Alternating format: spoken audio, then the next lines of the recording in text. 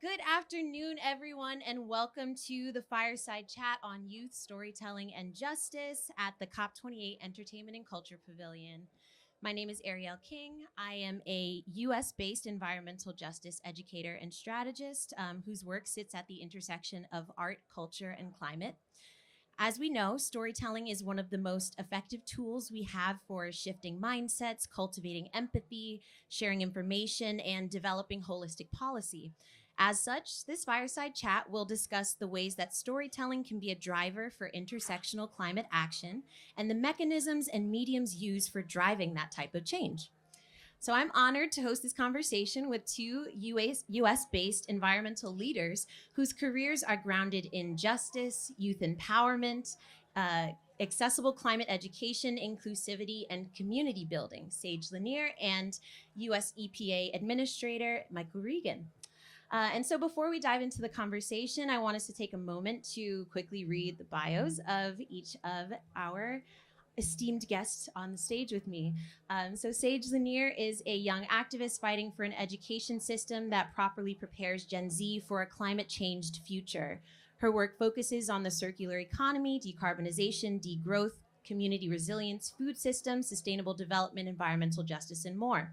This year, she launched Sustainable and Just Future, the nonprofit, which is modeled after a course that she created as a student at UC Berkeley with the aim of bringing the course to other universities globally. With the entirely Gen Z team, the organization has already begun working with faculty, students, and policymakers across the US and abroad to push the agenda on getting as many people climate educated as fast as possible, since officially becoming a nonprofit in February. And in September, Sustainable and Just Future was selected to make a commitment to action with the Clinton Global Initiative, committing to be a minimum of 30 US universities by the end of 2025. Yes, congratulations. Yes, let's clap for that. And recently, Sage was honored by Time Magazine as one of the 10 2023 Next Generation Leaders, wrapped up a Public Voices Fellowship with the Op-Ed Project and the Yale Program on Climate Change Communication. Michael S. Regan was sworn in as the 16th administrator for the United States Environmental Protection Agency in March of 2021, becoming the first Black man and second person of color to lead the US EPA. Can we clap for that, please? Yes, that is a very big deal. Administrator Regan is a native of Goldsboro, North Carolina, where he developed a passion for the environment while hunting and fishing with his father and grandfather and exploring the vast lands, waters, and intercoastal plains of North Carolina. Prior to his nomination as EPA Administrator, Michael Regan served as the Secretary of the North Carolina Department of Environmental Quality, where he led complex negotiations and environmental justice successes, including securing the largest coal ash cleanup in U.S. history. That is huge. Establishing North Carolina's first of its kind environmental justice and equity advisory board, and so much more. Throughout his career, he has been guided by a belief in forming consensus, fostering an open dialogue, rooted in respect in science and the law, and an understanding that environmental protection and economic prosperity go hand in hand. So, thank you for being here, both of you. Very excited. Thank you. I think you all know more about me now than I do. Oh. Yes, well, that's good. We love that. So the first question is, what do you both believe are the best ways we can ensure that individuals and communities most impacted by the climate crisis are meaningfully involved in climate action? I feel like I've said this so many times, but I think we really all need to talk less and listen more and put money where our mouth is. I mean, women-led initiatives, youth-led initiatives, people of color-led initiatives, global south-led initiatives are so underfunded. And there's, I think, a little bit too much of the whole, like, we'll invite this Ugandan activist to be on a panel, but they're not paying him. They're not, like, maybe $500, et cetera. And people are still in a position where they're, like, begging for money for funding initiatives. I would love to see a lot more philanthropy going towards the right things. I mean, we put a lot of funding into art installations about plastic pollution, not enough about making sure that Bangladesh is prepared for the sea level rise. You know what I'm saying? It's a matter of putting money where our mouth is. Thank you. Yeah, I think I agree with that. I think we should do a lot less talk and more listening. Um, as I've traveled the world and the country, um, I've come to learn that communities have had solutions for decades. They just haven't had the resources. And one of the things President Biden and I have talked about is that very uh, element, which is why he fought hard, and EPA has $2 billion. That's billion with a B, for climate justice and environmental justice. And I think it's time for us to arm our communities with the resources so that they can execute on these solutions that they've, again, had for decades and that fit their unique situations. So, along those same lines, I'm wondering if you can share more about your experience going across the country and learning about different communities and how that has influenced your work as the administrator of the EPA. Yeah, so once the president nominated me, a couple of months into the job, we created a Journey to Justice tour. And we mapped out a number of states throughout the Southeast United States that we traveled in and visited with grassroots communities, activists, people on the ground who have never had access to the federal government or had their voices heard. We took this tour through what we call the Black Belt of the South. Um, we also have been in Appalachia, West Virginia. We've been in Puerto Rico. We visited with the indigenous natives in Alaska. And we've just brought these stories back to DC. It's very hard to do this job from behind a desk in Washington, D.C. So we've been going out to meet the people where they are. These experiences have actually had a tremendous impact on the regulations and the policies that this agency is pursuing. So I think it's just so important to be out with the people, learning and hearing what their struggles are, and thinking about how we can meet them as opposed to having them come meet us. Absolutely. And that really just speaks to the power and strength of storytelling as it relates to policy. Sage, so in the work that you're doing and in the course that you developed at Berkeley, I mean, how is storytelling integrated into the climate education that you're advocating for and creating? I like that question. I always say that with being in the climate education space or the environmental education more generally, because I think we need to expand the conversation beyond just climate. Yeah. Where it's not just an emissions problem. We're over extracting resource. We need a different system, right? Yeah. I always say that I'm trying to show people or teach people how to think, not what to think. So I don't want to tell you this, like, here are 3 examples, or I don't want to tell you this is greenwashing. Here's what greenwashing is. Here's 3 examples. I want to teach them how to identify that. So a lot of what you're going to learn is through storytelling. I say, okay, well, if we're looking at what a circular economy would look like, I'm trying to find real life examples of, for example, I'm really passionate about those bike share and car share companies, because I'm like, you're turning the concept of a car from a good that you consume into a service that you rent. And so you're incentivizing long lasting design, and where like the utilization rate is so high, and we're taking so many of these like cars or bikes off the road, and it's like more convenient. So I'm looking for those stories that I can tell, and you have to tell it with your passion, right? You have to tell it as big and bold as you can, so that, like, if I think this is so cool, you're gonna think it's so cool because I'm bringing myself. Yeah. Thank you. So, born into the era of smartphones and social media, Gen Z, individuals born from 1997 to 2012, is the first digital native generation, with a population of approximately 7 million people in the United States. So, how can we harness the power of Gen Z to help advance climate action, especially on the road to the year 2030? I'll start by saying, not pretending that I understand what's on the mind of Gen Z, but more so having Gen Z in the room. Um, we purposefully just created a National Environmental Youth Advisory Council for individuals ages 16 to 29, because we recognized that there was a void in our conversations as it pertained to young people.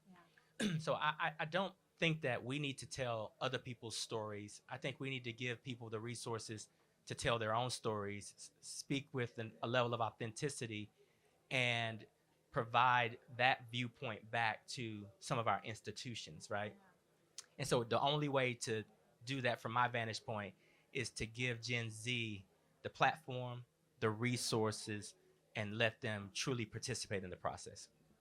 Thank you. And Sage, as a Gen Z, what are your thoughts on garnering and rallying Gen Z voices and Gen Z in climate action? I have a hot take on this. Do it. I'm here. I do love Gen Z. Like I'm gonna die on our hill, and when Gen Alpha starts making fun of us, I'm like, yeah, you're so right. Like I'm in there. I think as much as we do have like big hearts in this generation, and we're probably the most progressive generation in modern history, at the same time we are the Shein generation.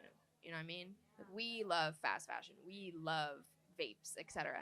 But I'm also really inspired by how many people are giving up vaping because of what's happening in Congo. I think there is a lot of power in being a digital native because we have more access to information than ever before. You know, the reason things are playing out so differently, whether it's climate or social issues right now, is because it used to be that you only had CNN. What CNN told us is what we believed. But now, I mean, this was the experience for me as a young teenager watching in Ferguson, watching what was being shown on CNN, what my parents were seeing versus what I was seeing on Tumblr and Twitter from the activists who were there, the people who were there. That was very radicalizing for me. So but I do think we need to, as a generation, in order to really really lean into our power, I do think we need to be less trend oriented and have longer attention spans deliberately so that we can stay on the topic. We need to stay on the topic and keep pushing. We can't let boycotts end just because we're bored of them. So stuff like that. Yeah, and I think just adding to that, I think there's a need for truth, and I think that's what we're all searching for, and that's why social media like has become such a powerful tool, because it kind of cuts through the noise and provides opportunities to add nuance and add flavor to conversations that perhaps CNN is not able to cover or just doesn't cover anyway. Yes, thank you. I'm curious, what are your visions for the future of environmentalism? I would like so my decision to go into education specifically as my main vehicle for climate activism was the realization that I couldn't solve all of the problems I was learning about, and maybe my biggest problem was that I didn't have enough allies. We need every single person to be an environmentalist. We need environmentalism to be one of the core like we need conservation and restoration and cherishing the earth to be like a core value of our society. And so that requires that every single person is raised with those values. So for me, the future of environmentalism is like a societal transformation. I would like every single person to have that baseline education of what the earth can sustainably provide us, what understanding the supply chain, understanding the food system, and being informed solutionists as we go out into our careers and like design systems.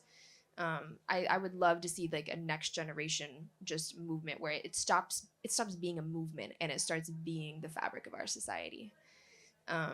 Yeah, and I think the future of environmentalism is a lot of it is going to be how do we redesign our systems for a climate changed future. You know, we're there, and like we have to prepare for a relatively interrupted future where you're adapting constantly to disasters or food system or food shortages or whatever. And I need people to start having that more realistic framework. And I think that can help get rid of some of the climate anxiety as well. When you're like, I know what realistic next steps look like. Here's the cards, they've already been played, and there is a way through this, basically. Thank you. Yeah. What do you think? I think I largely agree with that. I think we need to expand the definition. I think that there are so many people who are environmentalists who don't believe they are because they don't fit the narrow definition. And so I think We just need to expand the tent, let everybody come as they are, be their authentic selves, and see themselves in the future of environmentalism. And I think if we expand that tent and get more, people involved, then I think you'll see a more representative future of environmentalism that isn't quite as different as people think it might be. Thank you. And that leads so beautifully into my next question. So, as we know, the environmental justice movement that was based in the US and which stems from the civil rights movement has led to the global movement for climate justice. And so, how does the intersection of racial inequity amplify the issues of environmental injustice? I think I think society is just being honest that when you look at who's disproportionately impacted, they're Black and brown, indigenous, or low income people. Yeah. And so I don't think you can really begin to honestly discuss environmental injustice unless you are honest about structural racism or structural isms, period. Now that we have begun to really look at that, I think environmental justice, economic justice, climate justice, all of these things are the same. Yeah. So I think as we begin to look at future solutions, I think now people are more comfortable looking at environmental justice with that more broad definition to tackle some of those structural isms that are creating all of these injustices. Totally. And what do we think are some of the barriers to that happening currently? What are we seeing? I would say right now I think there's still a disconnect in popular vernacular for your average person. I still think people are thinking, oh, it's about plastic or like turtles or polar bears. To me, I came to environmentalism from feminism, from racial justice, realizing that this was really the one movement that could encapsulate them all. And I think people need to understand that it's not the thing that's preventing us is I don't think most people have digested or even maybe been exposed to the fact that the earth will be fine. We have to save ourselves. This is first and foremost a human rights fight, right? Like, the earth will be fine. She has been through 5 mass extinctions and like many periods of global warming, ice ages. She is going to be fine. She doesn't need us. It is first and foremost, this is a human rights fight, and not to devalue the intrinsic value of polar bears or trees or whatever or whoever it is. Like those are sacred as well. But this is first and foremost a human rights fight. Yes. Let's see, where are we going? So, the United States and other countries in the global north have contributed the most to the climate crisis and often have the largest platforms to share about climate action and the most funds to perpetuate or to create climate solutions. So, how can we ensure that frontline voices, both in the US and abroad, are centered as we use storytelling as a mechanism to address climate justice? I think for us with this administration, I think President Biden is the first sitting president to talk about environmental justice during a State of the Union address. He has really invested in structural change. So at EPA, we have reorganized our agency now so that we have an Office of Environmental Justice and External Civil Rights that's equivalent to our air office, our water office.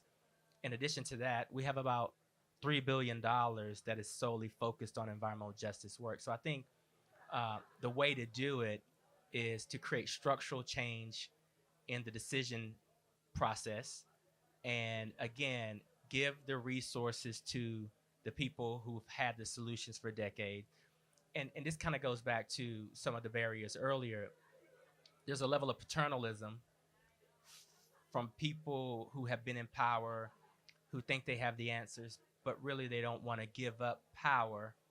And so you never get those real solutions. So I think you have to break that structural stuff up, which is what I think we're trying to do in this administration and do it a little bit better. Do you have thoughts? I think you said it. Yeah, I think you said it. I would just reiterate again, it is first and foremost a financial thing. I think we're at a great start where you're starting to see, you know, indigenous people from the Amazon on the Time 100 climate next. But where's the money? Where's the money? Put the money where it belongs. I need some of these philanthropists to open up their pockets for some global South initiatives. Definitely. So I'm gonna do a slight pivot to climate optimism. So, when reported on at all, climate news primarily focuses on gloom and doom and catastrophe. However, studies have shown that showcasing climate solutions is a very clear way to increase people's resolve and negate the impacts of climate anxiety. So, I'm curious, how do you both integrate climate optimism into your individual work? I know.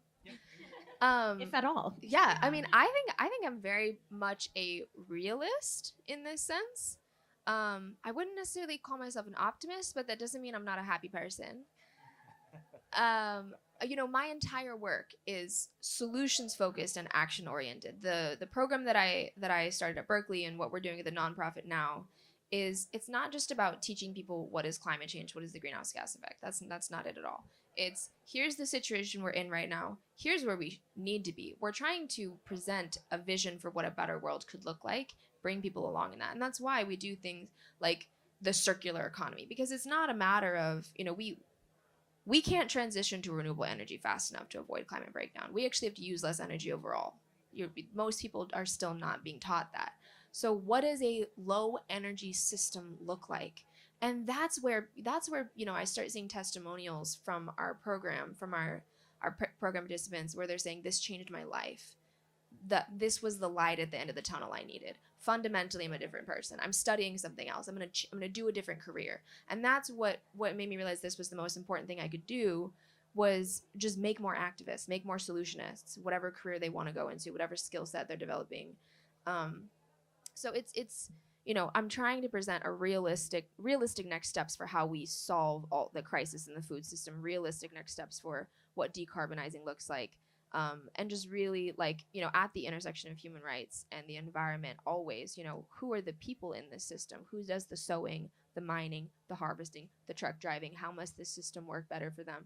And so I think once you finally start peeling back the curtain and you're not just like, climate change is happening, that's scary, recycle, like that's, I think, like, I'm not kidding you, I have so many conversations with young people and that's where they're at.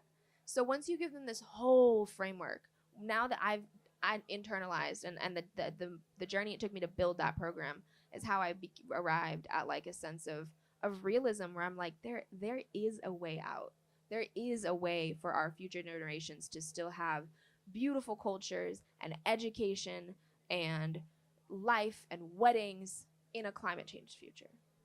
And can you talk more about the origins of your course that has now turned into this nonprofit? Like, what brought you to creating something like that in the first place? And then we'll get to your answer. I don't know if I'm allowed to say this here, but it was really a fuck it, I'll do it myself kind of thing. I just felt that the narrative in the environmental space was non-productive. We're pushing people away from getting engaged. And I think the doomism, it serves its purpose, absolutely, and it's real. It's real. It's what we're on track for. But that conversation is something that I'm just more interested in this point in having with stakeholders. When I'm, you know, if I get to meet with CEOs or politicians or whatever, that's when we're getting into like the nitty gritty. That's when I'm being scary, right? But when it's your average everyday person, they're like, well, what can I do? I'm like, there's so much. Like, so for me, I was designing the education that I wasn't getting. Yeah, and it was a journey for myself to learn all of these concepts and to bring them together in a way that had never been done before. So I'd really love to turn it into a book, because I just think, like, you know, I'm not a rocket scientist. I didn't do any of the original research on what cradle to cradle design is, right? But I've never seen it presented in this way. I've never seen it popularized, and I do think that, like, these are the tools the movement needs in order to move forward. So that's the niche I want to play. Thank you. Administrator Regan, how do you integrate climate optimism into your work? Well, I have a 10-year-old son, so I am naturally optimistic because I believe that he will have a future just as bright as mine. Our young people are so much more intellectually curious and tied into environmentalism than I was or other generations. So I feel really good that we have the right people following us. But I'm in the rooms talking to world leaders, elected officials, CEOs. Uh, People say one thing in front of cameras, and then when the cameras turn off, they get it. Systems are moving. I think it's because they're feeling the pressures of their grandchildren, their children. The market is demanding it. People are organizing. So for me, it's really easy to be optimistic because I'm seeing the change, and I'm seeing the change that's been driven by people in this room. That's one of the reasons I created the Youth Environmental Advisory Council. Um, it's just making sure that we stop saying climate crisis.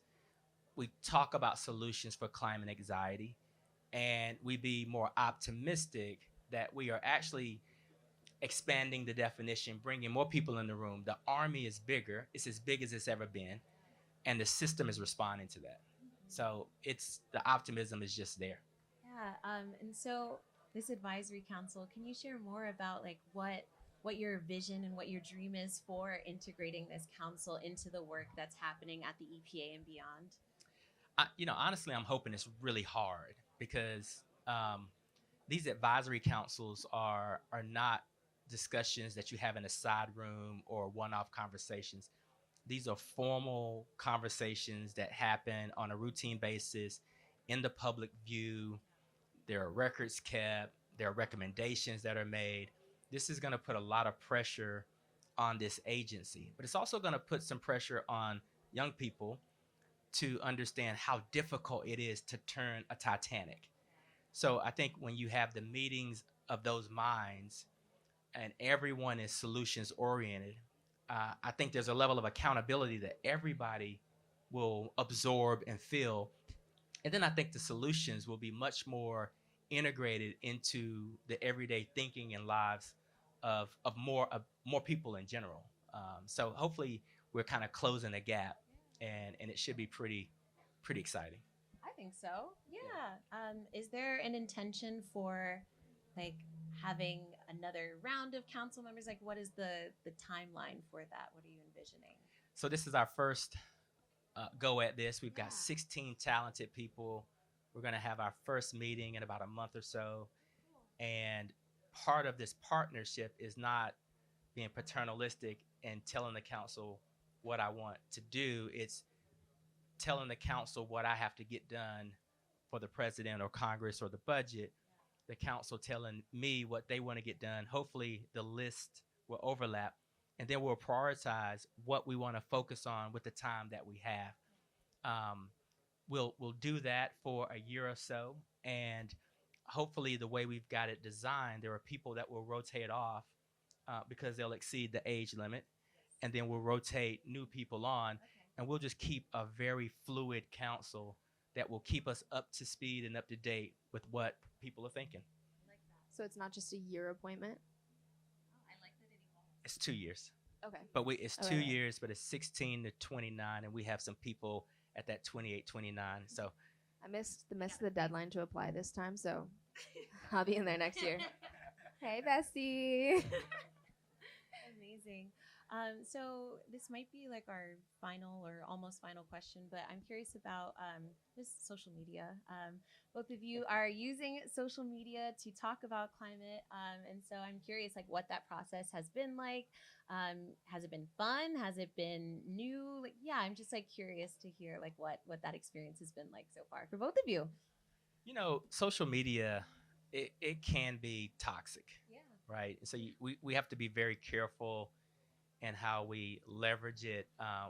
We have some young staff who advise me on how to be cool and not do crazy stuff. And then we have a new digital creator advisor who is just phenomenal. So we're starting to design products that are reaching more people. And, one of the things that I think this council is going to be very interested in is how we tell our stories as a government agency. That is very difficult to do. Um, so yeah, social media is very important if used in the right ways, and we plan to leverage it as much as possible because we just have so many people we have to reach. Thank you. What about you, Sage? Girl, I need to get on my content grind. Oh my god, it is just keeps falling off the priority list. But I would love to be a content creator making things consistently. You know, if I have a good idea and I'm like, well, I need to go viral right now, I do. You know, like I can get that. All right. Like, you know, I posted my some videos from a speech I gave the other day, and I was like, all right, got some good views, got some engagement.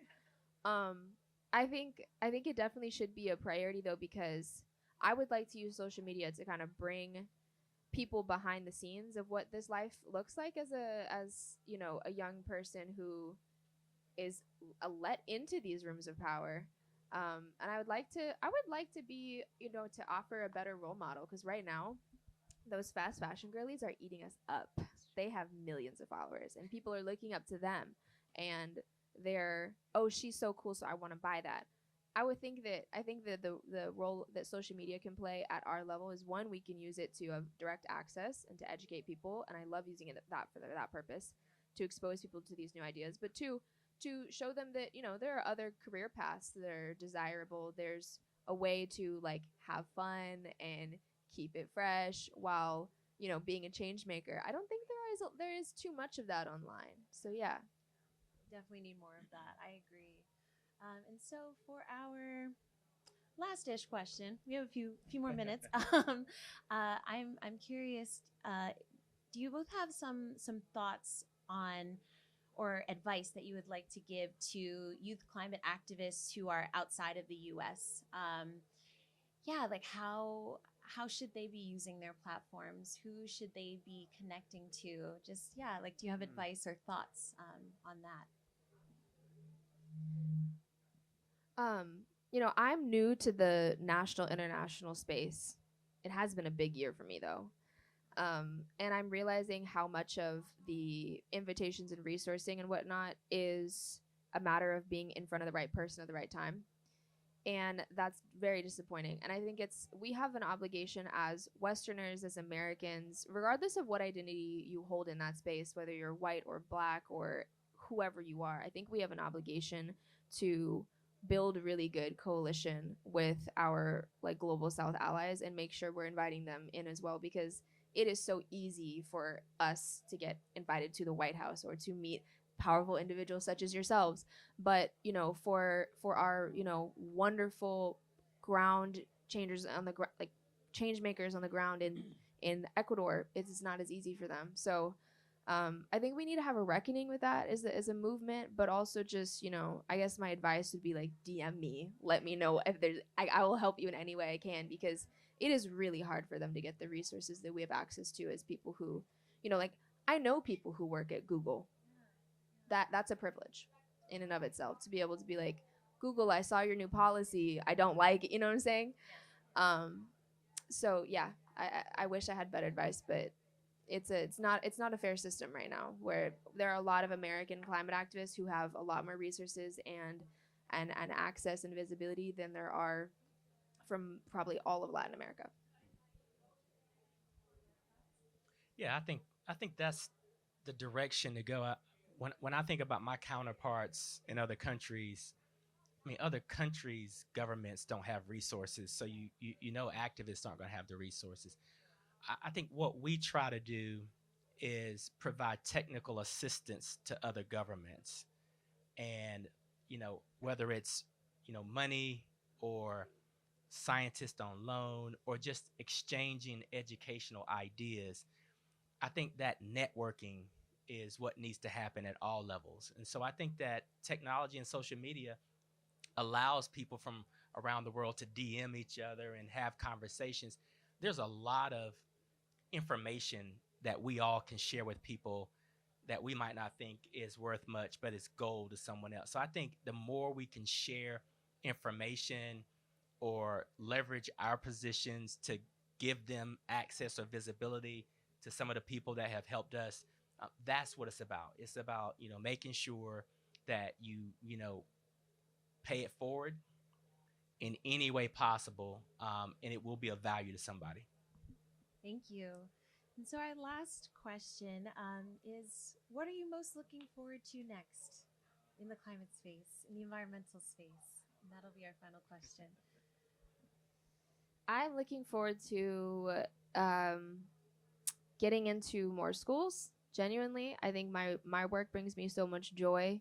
I also have just a deep sense of gratitude at how much my position in the environmental space has changed over the past 2 months.